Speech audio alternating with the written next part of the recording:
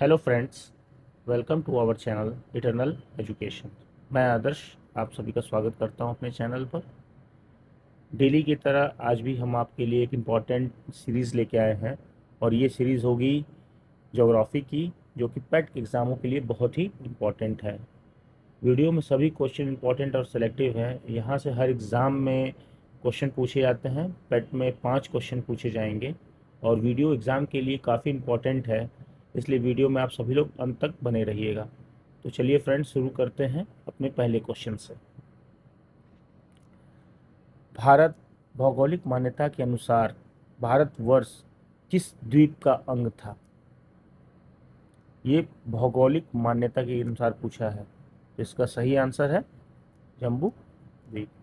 पुष्कर द्वीप, कौंच, कुश, ये सब भी जो है, ये 7 द्वीप थे टोटल भौगोलिक मान्यता के अनुसार, जिनके नाम कुछ इस प्रकार हैं। पौराणिक भूगोल के अनुसार द्वीप भूगोल के 7 महाद्वीप थे और जो जम्बू द्वीप था ये पृथ्वी के केंद्र में स्थित था। जम्बू द्वीप का नामकरण जो हुआ था, यहाँ पे स्थित जम्बू वृक्ष मतलब जामुन के वृक्ष के कारण हुआ था। जम्बू द्वीप के क्रम अनुसार, मतलब उसके जो, सॉरी ये क्रम है, क्रम अनुसार जो बड़े द्वीप हैं वो नाम इस पर: पलक्ष, सलमल, कुश, पूंछ, साक, पुष्कर। ठीक है। भारत का यदि पूछेगा तो क्या आंसर हो जाएगा? जम्बू द्वीप। चलिए स्टार्ट करते हैं अपना सेकंड क्वेश्चन आज का। सर्वप्रथम इंडिया शब्द का प्रयोग भारत के लिए किस भाषा में किया गया था? कोई बता सकता है? इंडिया की प्रयोग और बात हो रही है, इंडिया का प्रयोग किसने किया था? जिसमें इंडिया का उर्दू, ग्रीक, फारसी, अरबी। इसका सही जवाब है कुरिक। ठीक। एक्स्ट्रा फैक्ट में इसके बारे में जाते हैं। ग्रीक लोगों ने अनेक भारतीय नदियों, राजाओं और शहरों के, मतलब नदियों के भी, राजाओं के और शहरों के नाम अपने भाषा में अजीब नाम रखे थे। जैसे पाटलिपुत्र को वो लोग बोलते थे क्या? पॉलीबोथरा। मथुरा को क्या बोलते थे? मेटोरा। और इसी बीच उन्होंने सिंधु नदी को क्या कहा था? इंडस। क्या कह दिया था? इंडस। इसी इंडस पे इंडस सिविलाइजेशन की बात होती है। और झेलम को उन्होंने क्या कहा था? हाइजपस। हाइड्रोपस। ठीक। आज का तीसरा क्वेश्चन। भारत की मुख्य भूमि, उसकी जो दक्षिणी सीमा है वो क्या है? 6 डिग्री 4 मिनट उत्तरी अक्षांश, 7 डिग्री 4 मिनट उत्तरी अक्षांश, 8 डिग्री 4 मिनट उत्तरी अक्षांश, 6 डिग्री 8 मिनट उत्तरी अक्षांश।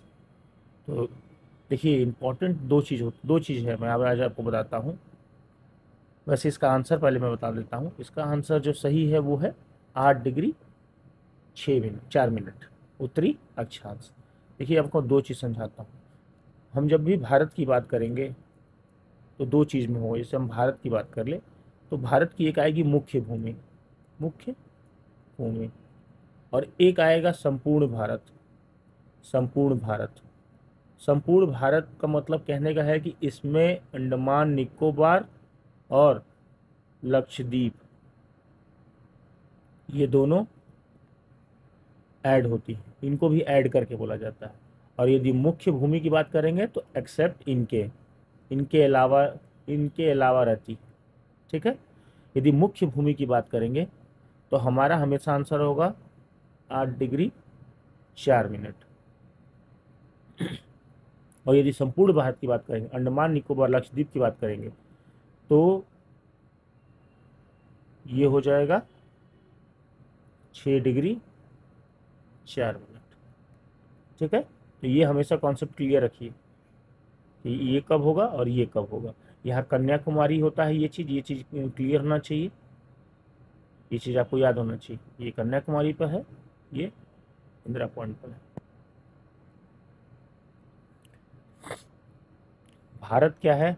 8 डिग्री 4 मिनट उत्तरी अक्षांश से 37 डिग्री मतलब यदि हम ये भारत टोटल बात करें तो ये 8 डिग्री 4 मिनट और ये 37 डिग्री 6 मिनट, ये उत्तरी अक्षांश की बात कर रहा है। यदि हम पूर्वी देशांतर और पश्चिमी देशांतर की बात करेंगे तो 68 डिग्री 7 मिनट पूर्वी देशांतर से 37 डिग्री 25 मिनट पूर्वी देशांतर तक विस्तार। भारत जो है विषुवत रेखा के, हमेशा भारत कहाँ पड़ती है, ये भारत है यदि हमारा, तो भारत हमारा इस जगह पड़ता है, इस जगह, ये उत्तरी गोलार्ध में, पहले ये उत्तरी गोलार्ध, ये दक्षिणी गोलार्ध, ये उत्तरी गोलार्ध में पड़ता है। यदि भारत की हम लोग दूरी बात करेंगे उत्तर से दक्षिण की ओर, तो ये है 3214, और यदि पूरब से पश्चिम की बात करेंगे तो 2933 किलोमीटर। ठीक। क्वेश्चन नंबर चौथा, भारत मानक समय आधारित है, जो भारत का मानक समय है वो किस पे आधारित है? 80 डिग्री पूर्व देशांतर, 80 डिग्री पश्चिमी देशांतर, 82 डिग्री 30 मिनट पूर्वी देशांतर। तो देखिए पश्चिमी वाले तो डायरेक्ट कट जाएंगे सबसे पहले, क्योंकि पश्चिमी में हमारा भारत पड़ता ही नहीं है। बचा ये पूर्वी देशांतर और 80 डिग्री और 82 डिग्री 30 मिनट, तो इसका सही जवाब हो जाएगा 82 डिग्री 30 मिनट। ठीक है, इसके बारे में एक्स्ट्रा फैक्ट, भारत में 82 डिग्री 5 मिनट पूर्व की देशांतर जो होता है, जो कि कहाँ से गुजरता है, इलाहाबाद के निकट से नैनी से गुजरती है। कई लोग इसको मिर्ज़ापुर भी कहते हैं, इसलिए आप लोग ये भी ध्यान रखिएगा, मिर्ज़ापुर और नैनी एकदम पास पास हैं। ठीक। भारत का जो मानक समय है वो जीएमटी से, ग्रीनविच मेरिडियन टाइम, ये कहाँ से गुजरता है, ये 0 डिग्री से वहाँ से गुजरता है, ये लंदन में होता है। इससे ये 82 डिग्री 5 मिनट क्या है, पूर्व है, जिसका अर्थ ये है कि हमारा मानक समय ग्रीनविच के मानक समय से 5.5 घंटा क्या है, आगे है। मतलब यदि इंग्लैंड में जब दोपहर में 12 बज रहा होगा, उस वक्त भारत का शाम को 5:30 बज रहा होगा। मतलब यदि दिन का 12 बज रहा है, यदि दिन का 12 बज रहा है कहाँ पे, इंग्लैंड में, तो हमारे यहाँ कितना बजेगा, 5 घंटा 30 मिनट जोड़ दो, तो ये क्या हो जाएगा, शाम का। ठीक है, इंडिया में। ठीक है, कोई दिक्कत? चलिए अब इसके बारे में विस्तृत में चर्चा करेंगे। आज हम क्वेश्चन करा रहे हैं, तो क्वेश्चन के माध्यम से जितनी मिल सकते हैं जरूरत इंपॉर्टेंट क्वेश्चन वो हम कराते हैं। भारत की उत्तरी सीमा पर स्थित पर्वत है अरावली, हिमालय, नीलगिरी, मैकॉल। इसका सही जवाब है अरावली। नहीं, इसमें उत्तरी सीमा पे पूछा है ना, उत्तरी सीमा पूछा है, इसका सही जवाब है हिमालय। ठीक है, आइए और आगे हम बढ़ते हैं। संसार की जो अधिकांश ऊंची चोटियां हैं वो कहाँ पर स्थित हैं, हिमालय पे स्थित है। और विश्व के 100 सर्वोच्च शिखर भी कहाँ पर है, हिमालय में, इसमें अनेक चोटियों में से है। विश्व की जो सबसे ऊंची सर्वोच्च शिखर माउंट एवरेस्ट है, हिमालय। ठीक है, विश्व की जो सर्वोच्च शिखर है माउंट एवरेस्ट, वो कहाँ पर है, हिमालय पे ही है। ठीक, आज का 7वां क्वेश्चन, भारत में हिमालय की सर्वोच्च पर्वत चोटी, हिमालय की सर्वोच्च पर्वत चोटी कौन सी है? नंदा देवी, नंगा पर्वत, कंचनजंगा, धौलागिरी। इसका सही जवाब है कंचनजंगा। ठीक है, गॉडविन ऑस्टिन K2 हिमालय का नहीं बल्कि पीओके में कश्मीर के काराकोरम पर्वत श्रेणी की सबसे ऊंची चोटी है, जो कि उत्तरी कश्मीर में स्थित है। इसे चीन में जिंगजियांग और पाकिस्तान में गिलगित की सीमाओं के बीच में यह स्थित है। यह संसार में एवरेस्ट के बाद दूसरे सबसे ऊंची चोटी है, जो 8,611 मीटर ऊंची है। ठीक है, क्वेश्चन नंबर 8 आज का, निम्नलिखित में से कौन सी हिमालय की पर्वत चोटी असम राज्य में स्थित है? नंदा देवी, नामचा बरवा, धौलागिरी, कंचनजंगा। तो जो इसका सही जवाब है वो कौन सा है, नामचा बरवा। ठीक है, ये लास्ट में जाके ऐसे मुड़ता है भारत के साथ। इसके बारे में एक्स्ट्रा फैक्ट में कुछ जान लेते हैं। असम हिमालय के उस भाग का पारंपरिक नाम है जो पर्वत जो पश्चिम में भूटान की पूर्व सीमा से लेकर पूर्व की सांगपो नदी के बड़े मोड़ तक विस्तृत है। ये देखिए, ये भी बड़ा मोड़ कहा जाता है, ये वाला, ये बड़ा मोड़ है। ये ब्रह्मपुत्र नदी ऐसे आती है और ऐसे मुड़ के भारत में एंट्री करती है। हिमालय के इस खंड का जो सर्वोच्च पर्वत है उस कौन सा है वहाँ पे? नामचा पर्वत। ठीक है, आज का 9वां क्वेश्चन। हिमालय पर नदियां हैं सिंधु, सतलज, गंगा, ब्रह्मपुत्र, सिंधु, सतलज, ब्रह्मपुत्र, सिंधु, गंगा, गंगा, जमुना, गोदावरी। इसका सही जवाब क्या हो जाएगा? हिमालय पर जो नदियां हैं वो कौन कौन सी हैं बताइए, कौन कौन सी हैं? इसके जो सही आंसर है वो है ब्रह्मपुत्र, सिंधु और गंगा। ठीक है, हिमालय से निकलने वाली जो मुख्य नदी प्रणाली है उसमें सिंधु, गंगा, ब्रह्मपुत्र और मेघना नदी। ठीक है, निम्नलिखित में से नदियों की लंबाई का सही अवरोही क्रम लगाना है। अवरोही, ये प्रेम नहीं, ये क्रम। ठीक है, कौन सा है? ब्रह्मपुत्र, गंगा, गोदावरी, नर्मदा। गंगा, गोदावरी, ब्रह्मपुत्र, नर्मदा। ब्रह्मपुत्र, नर्मदा, गोदावरी, गंगा। गंगा, ब्रह्मपुत्र, गोदावरी, नर्मदा। तो सबसे पहले कौन सा पड़ता है? ब्रह्मपुत्र। फिर कौन सी पड़ती है? गंगा।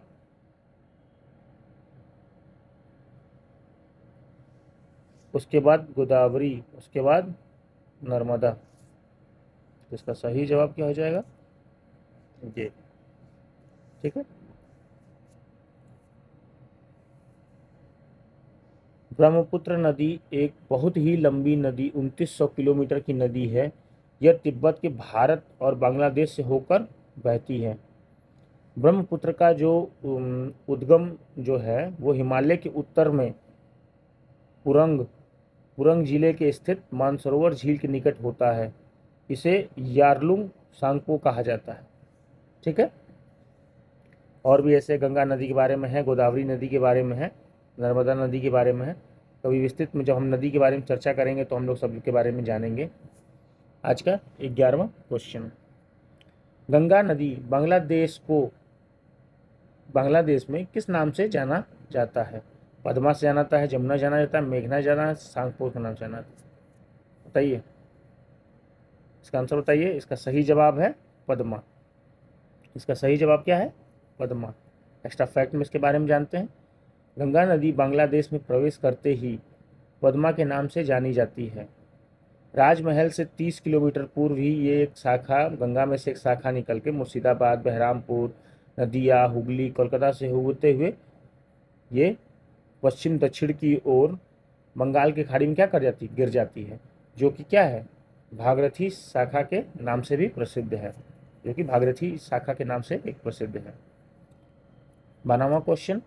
गंगा और ब्रह्मपुत्र की संयुक्त जलधारा किस नाम से जानी जाती है? पद्मा, जमुना, मेघना या सांगपो? बताइए, इसका आंसर बताइए। इसका सही जवाब है मेघना। ठीक है, मेघना नदी बांग्लादेश की एक मुख्य नदी है। यह गंगा नदी के मुहाने पर डेल्टा बनाती है और 3 प्रमुख सहायक नदियों में से एक है। इन नदियों में को सबसे बड़ा डेल्टा, मतलब जो डेल्टा है सुंदरबन, वो बनाती हैं। और क्यों बनाती हैं? क्योंकि उसका नाम सुंदरबन क्यों रखा गया है? क्योंकि वहाँ पे एक सुंदरी नामक वन पाया जाता है। ठीक, और ये बंगाल की खाड़ी में खिलती है। मेघना नदी में पद्मा नदी चांदपुर जिले से मिलती है।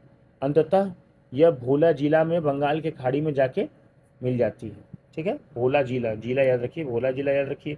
ये याद रखिए कि मेघना कब कहते हैं, ये कब याद रखिए पद्मा कब कहते हैं। ठीक है, राष्ट्रीय वन नीति के अनुसार पर्यावरण की दृष्टि से देश के कम से कम कितने प्रतिशत भाग पे वन का आवरण आवश्यक है? मतलब भारत में, ये हमारा जैसे भारत है तो इसमें ये क्लियर होना चाहिए कि इसमें कितना वन होना चाहिए। ठीक है, इसमें कितना वन होना चाहिए? तो इसमें 33% क्या होना चाहिए? 33% वन होना चाहिए। 33% वन होना चाहिए। 60% इसमें पहाड़ी क्षेत्र है, पहाड़ी क्षेत्र है, और 20% जो है इसमें 20% भाग पर इसमें संपू मतलब ये इसको कहेंगे हम मैदानी क्षेत्र, मैदानी क्षेत्र। ठीक है।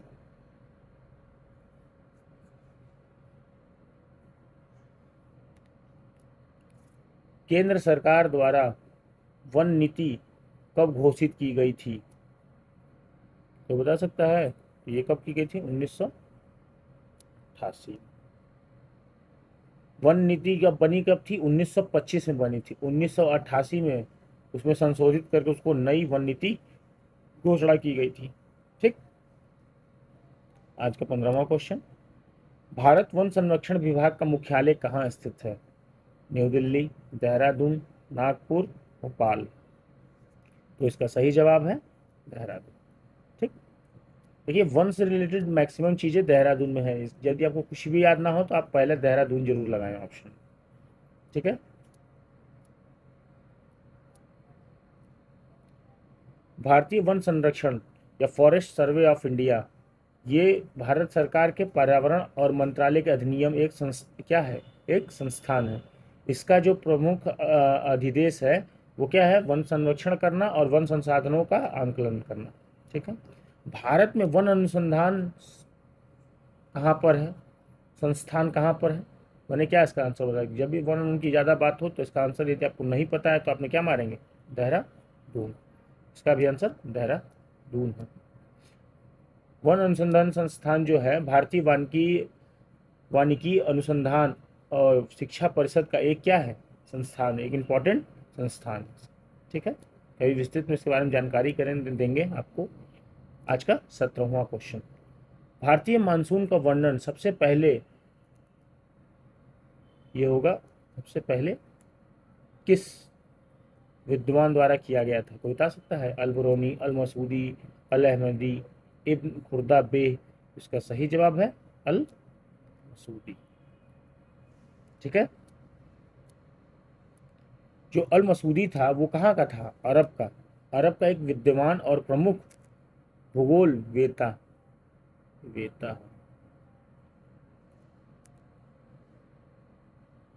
भूगोल वेता था। 1915 और 1916 ईस्वी में वो भारत की यात्रा करने आने वाला वो बगदाद का विदेशी यात्री था। ठीक है। यदि हमसे ये पूछेगा कि भारतीय मानसून का वर्णन सबसे पहले किस विद्वान ने किया था, इसका आंसर होगा अल-मसूदी। आज का 18वां क्वेश्चन, निम्नलिखित में से कौन भारतीय मानसून को प्रभावित नहीं करता है? देखो इस साल की बात करें तो बारिश बहुत कम हुई है, तो अल नीनो तो करता है। अल नीनो की वजह से इस साल कम बारिश होती है।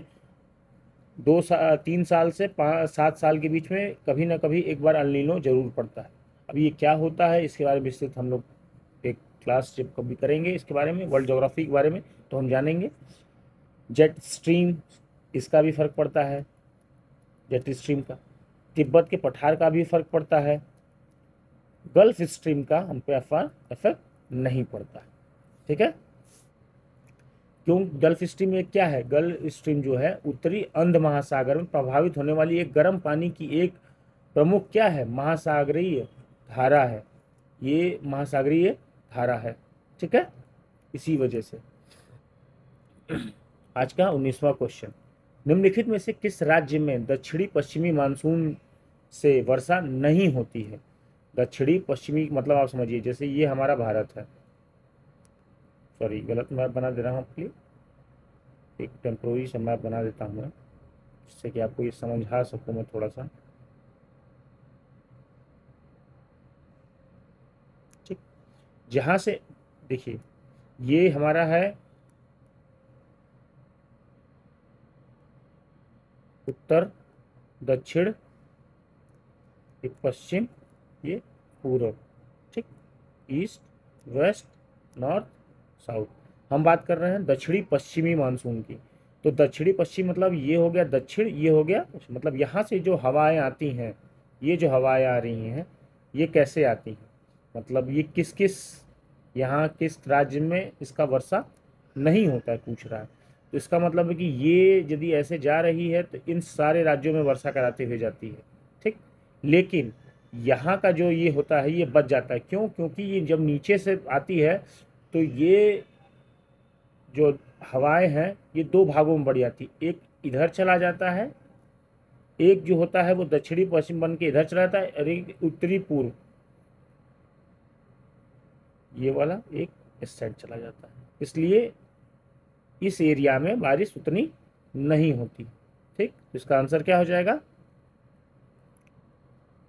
तमिलनाडु, ठीक। दक्षिणी पश्चिमी मानसून आमतौर से जून में शुरू होता है और सितंबर तक चलता है। इसके अंतर्गत दक्षिण में आने वाले सभी वाष्प से लदी हवाएं भारतीय उपमहाद्वीप की तरफ आती हैं, ठीक। ये दो हिस्सों में बढ़ जाती हैं, मैंने आपको बताया था ना दो हिस्सों में कौन से बढ़ जाती है।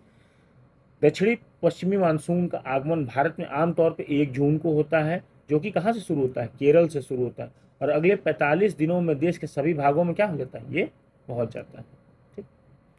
तब तमिलनाडु में होती कहाँ से? तमिलनाडु में क्वेश्चन 20वां क्वेश्चन है, इसमें क्लियर होगा कि तमिलनाडु में शरतकालीन वर्षा अधिकांश जिन कारणों से होती है वो क्या है? पश्चिमी विक्षोभ, दक्षिणी पश्चिमी मानसून दो काट दो, ठीक। उत्तरी पूर्वी मानसून या दक्षिणी पूर्वी मानसून। तो दक्षिण ये हमारा जैसे भारत है तो ये हमारा क्या है? दक्षिण है। दक्षिण पूर्व मानसून, उत्तरी पूर्व मानसून, तो ये जो हमारे यहाँ होती है ये लौटते हुए मानसून से होती है, इसमें बारिश। मतलब ये जो उत्तरी पूर्व मानसून होती है, उत्तरी पूर्व, इसको लौटती हुई मानसून भी कहते हैं, और यहाँ से जब जाती है तो उत्तरी पूर्व मानसून। तो हम जो ये तमिलनाडु में जो बारिश होती है वो किसके वजह से होती है? जो दो भागों में बढ़ जाती है, इसको कहते हैं दक्षिणी पश्चिमी, और इसे क्या कहते हैं? उत्तरी पूर्व मानसून, ठीक। ये उत्तरी पूर्व मानसून की वजह से यहाँ पर बारिश होती है तमिलनाडु में। इसका सही आंसर क्या हो जाएगा? उत्तरी पूर्व मानसून। उत्तरी पूर्व मानसून का नामकरण उसके उत्तरी पूर्व दिशा से दक्षिणी पश्चिमी दिशा की ओर जाने के कारण होता है। मतलब देखिए कैसे जा रही है, ऐसे जा रही है ना, उत्तरी पूर्व ये हो गया, और ये किधर जा रही है? दक्षिणी पश्चिमी हो जाने। उत्तरी पूर्व मानसून की दिशा के विपरीत दक्षिणी पूर्व मानसून प्रवेश करती है, अरब सागर के भारत के अरब सागर के मार्ग से होता हुआ दक्षिणी पश्चिमी मानसून की एक शाखा बंगाल के खाड़ी के मध्यम के ऊपर से उत्तर और उत्तर पूर्व में वर्षा कराती है। मतलब भारत ये है, तो यदि यहाँ से हवाएं आ रही हैं तो आधी हवा इधर बढ़ जाती हैं, आधी हवाएं इधर बढ़ जाती हैं। इनको कहा जाता है, जो इधर बढ़ जाती हैं, दक्षिणी पश्चिमी मानसून, इधर ही कहा जाता है उत्तरी पूर्वी मानसून। ये जाके आगे मेघालय से घुसते हुए इधर उत्तरी भारत में जाके बारिश कराती है, और ये जाके पूरे भारत में ऐसे डायरेक्ट हर जगह बारिश कराती है, ठीक है। तो आज का हमारा क्लास द एंड होता है। होप करता हूँ आप सब लोग को ये क्लास अच्छी लगी होगी। यदि ये क्लास अच्छी लगी हो तो लाइक कीजिए, सब्सक्राइब कीजिए, ठीक, और शेयर ज़रूर कीजिए अपने दोस्तों के साथ इस वीडियो को, जिससे कि और लोगों को ये जानकारी पेट के लिए मिल सके। चलिए मिलते हैं अपने नेक्स्ट सीरीज़ में, अगले क्लास में। धन्यवाद।